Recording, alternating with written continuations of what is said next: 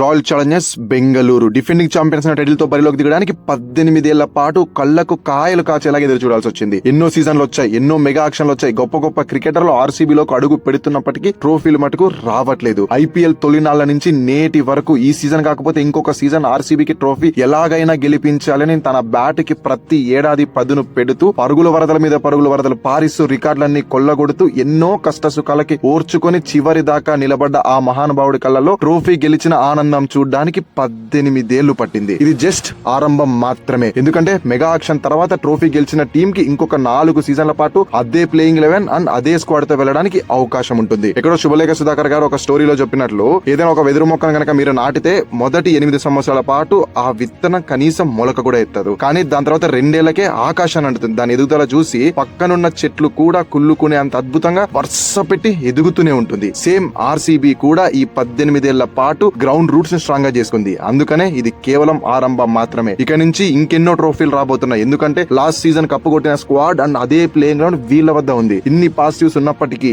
ఒకే ఒక్క నెగిటివ్ ఏదైనా ఉంది అంటే కొంతమంది ప్లేయర్స్ అన్అవైలబిలిటీ అండ్ కొంతమంది ప్లేయర్స్ ఫామ్. సో టోటల్ గా వీడియోలో మనం ఏం చేయబోతున్నాం అంటే ప్రెసెంట్ వాళ్ళ స్క్వాడ్ ఎలాగుంది, వాళ్ళ ప్లేయింగ్ 11 ఎలాగుంటుంది, లేటెస్ట్ గా చేసిన అక్విజిషన్స్ ఏంటి, మేజర్ గా ఫామ్ లేమితో బాధపడుతున్న ప్లేయర్స్ అండ్ ఇంజురీస్ తో ఇబ్బంది పడుతున్న ప్లేయర్స్ టీమ్ కి ఎంత వరకు ఇంపాక్ట్ క్రియేట్ చేయబోతున్నారు.